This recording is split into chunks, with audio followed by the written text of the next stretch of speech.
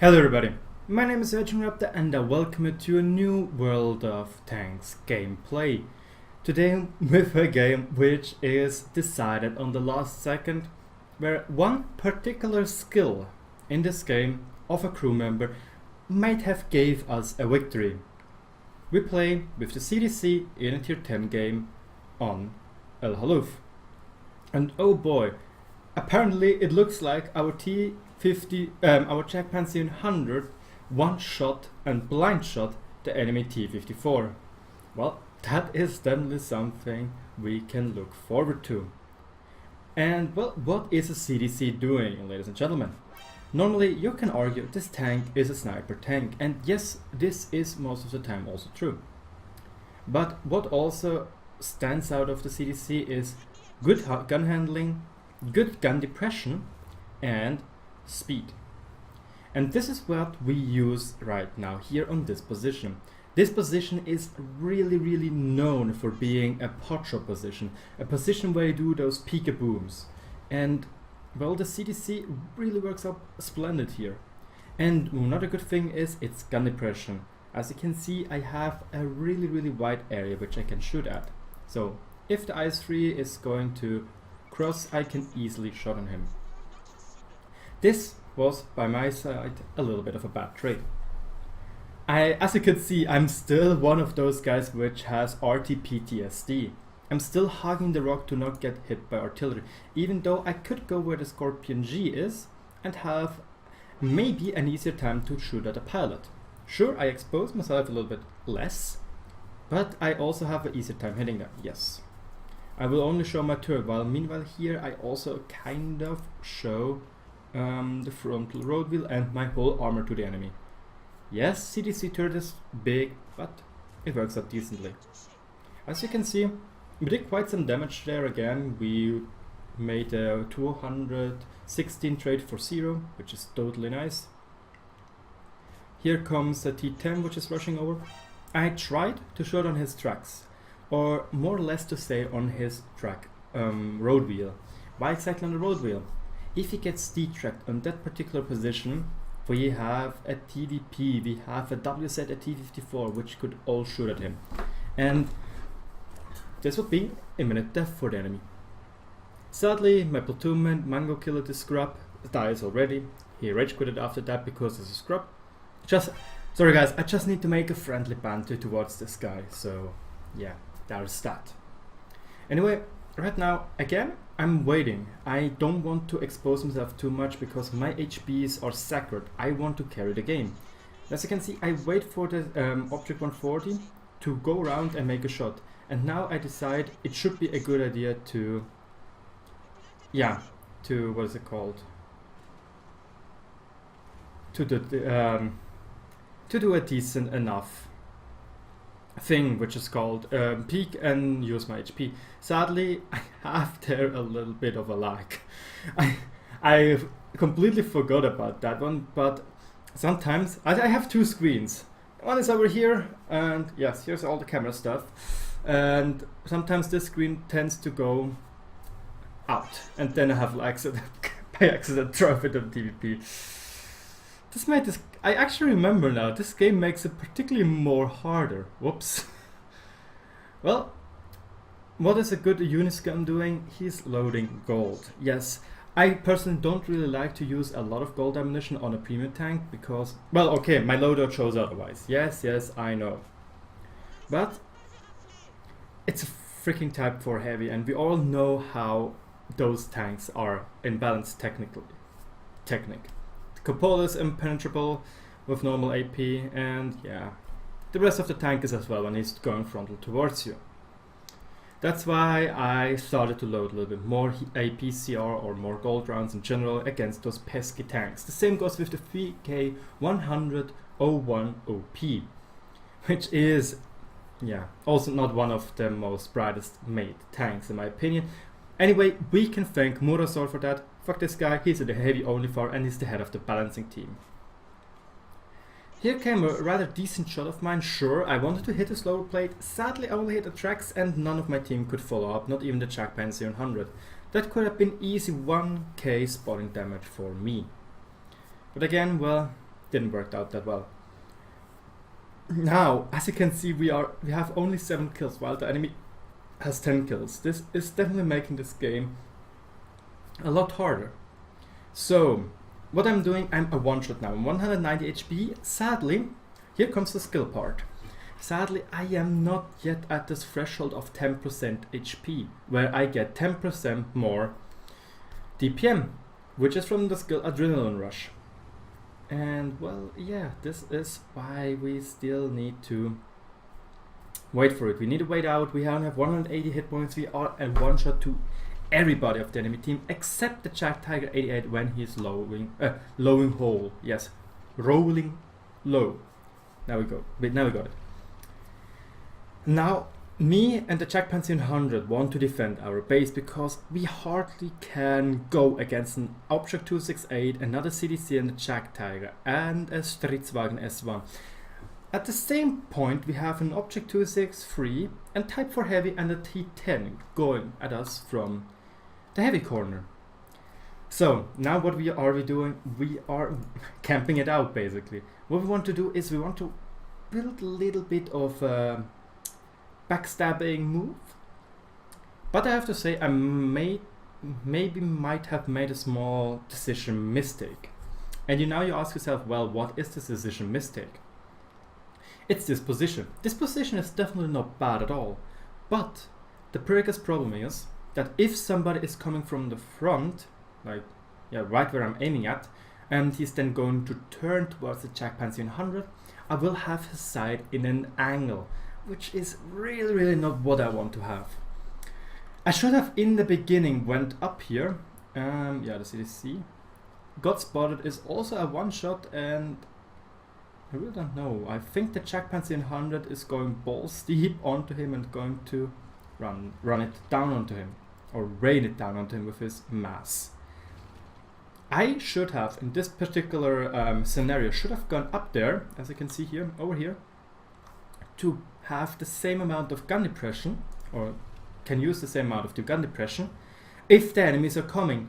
Luckily for us, it worked out quite splendid where I went, because the Object 263 made all the way back over here, like all the way back, and went up here. Well, this makes it good, because I can now shoot into his side, if I hit, obviously, if I hit. Still, it would have been good to be on the other side against the CDC, and now I could have moved myself. But it worked out. It worked really well out. The Object 263 has a hard time to focus on who he should go. Should he go on the Gorilla 15 or should he go onto me? And don't forget, he has a Jack Panzer E100 into his back. Right now I try to do as much as possible. I try to take those risky shots because I'm not in danger to get shot at. The only thing which could shoot at me would be a blind shot of the two Object 268. Sure, it can happen, but it's rare. We racked up already 2800 damage, sadly only 300 spotting damage and no kills so far. Most of the kills went to our all beloved Jack Panzer 100. Still trying to do those pot shots. Now I'm loading actually HE, because if you hit this shovel in the back of the Object 263, the shot goes through. It's not part of the model, it's not a part of the damage model. So I wanted to shoot HE on it. The HE explodes and the exploding goes back into his weakly armored fighting compartment. Well, worked out well. Our Gorilla 15, which shot HE, burned him and he burned to death. 11, 12. You're still 3,000, well, no, 2,300 HP in the back. And well, right now I start to remember again, hey, I'm on the wrong position, guys. I might need to shift my position somewhere else. And yeah, Type 4 Heavy, I was thinking he would go through the big corner here, but he decides to go through the smaller corridor, which is actually really good for me, because he's behind the trees. I can move immediately up there and put him into crossfire, which I will be going to do. And well, you will also start to find out that here those small bushes can be excellent for camouflage gameplay if you know the 15-meter rule and have a decent enough camouflage tank. or the enemy has a bad fear range, which is not actually true with the Type 4 Heavy, but yeah, I don't know. I didn't really pay attention. I didn't know what happened to the Object 268, but nevertheless 5 kills for a Jack Panzer, and as you can see again I went to load gold, because come on guys, it's a Type 4 Heavy, at the moment he is showing us the front. Now he obviously is showing his side, still we bounce because the armor is fucking bonkers, we can't say it else. Now I need to also get a glimpse at S1, and this is why I load HE, because I can't pen the Stridswagen S1. He has 30mm of armor. This is out of bounds for every 90mm gun. Make a guess what type of gun I have. A 90mm gun. HE still does damage though. Well, he dead, he loyal, he dead, and I go back to shoot APCR. I tried to aim at his little flanks, which is also where his ammo rack is hiding at, to get a pen because it has a better angle at me. And now it's starting to go. I am at this 15-meter range. The brush is not transparent for me, which means I won't get spotted. I can shoot all day long. The brush doesn't disappear and reveals my position. This is something really important what you need to learn with such tanks like the CDC. And luckily the Jack Panzer 100 makes a miraculous blind shot through all the houses and what's it called, walls, and kills him off. 7 kills for him, and now it will be interesting. We have 3 more minutes to carry that game. Our Guerrilla 15 is a 2-shot, our Jack Panzer 100 is full HP. This is great news. But what is a problem with a Jack Panzer 100 when a Jack Tiger 88 is camping on El Haluf? It's too slow to go all the way around. So right now it's actually me and the Guerrilla's task to carry that game to our victory. And well, as you can see, I take the safe route. Why? I don't want that if this guy is still camping up here, spots me, shoots at me, and I'm dead, because right now I knew that it will be up to me to kind of carry that game to victory, even though I already did 3.3k damage, which is decent enough, and well, 0 kills, which is not decent enough. But I need to play really carefully against the Jack Tiger 88 right now. This is why I take all the way around. I might have was thinking, well, maybe he is in the back around, I don't know, let's have a look, let's have a glimpse. And here he goes, 2 more minutes to finish off a Jack Tiger 88. And now I'm a bit more confident. I was thinking maybe I can get him from behind, which would be great news. And there he is, full HP Jack Tiger 88. I'm 1 shot. Yeah, this is not good. I wait for him to go back into cover, which I saw he kind of turned away, so I was pretty sure I can just pass here, and well, it worked out splendid. He didn't see me. I'm spotted again. He might be thinking I come from the right side, which he actually does. And yeah, 1 more minute and 15 seconds to finish off this full HP target. I can't afford to go YOLO into him, because he has a much faster firing gun, and I need to do those flanking maneuvers. And yeah, there we go. As you can see, again, I tried to go for his roll wheel to detrack him in time, but I couldn't.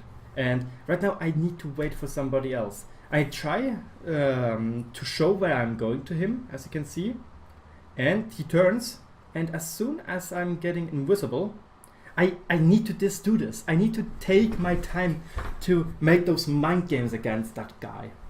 And it works out. Well, okay, it works out a little bit because the Guerrilla is going frontal, and we're gonna 2 together, and he has to focus on the Guerrilla, which is great news for me. I get a side shot into him, he's focusing on the Guerrilla, he kills the Guerrilla off, and now I got behind him. And now it's important. We need to do 2 more shots. I can't shoot HE. And we have 6 seconds left, and now he puts me underneath this threshold. See this number? 5 seconds 48. And I think this is exactly what saved us. Did you see it?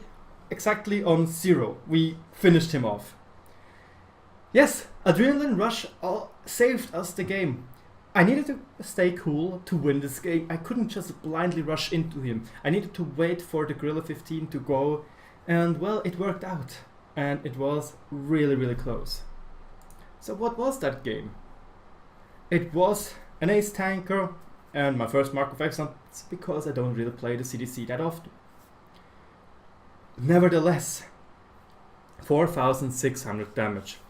Only 500 spotting damage. Yes, not that well. And 78% hit ratio. It was definitely a splendid game, and it was on the last second to win this game. And hello, there we go.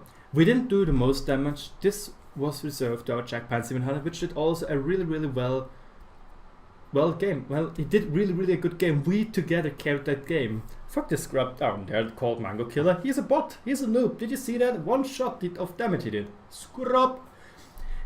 Nevertheless, also the Stridswagen S1 did a really amazing job, but in the end, the Jackpan 700 defending our base like that was really something we needed to have, and the Gorilla 15 YOLOing, rushing into the enemy, giving me the opportunity to get behind him and get below this 10% threshold to finish him off right in time.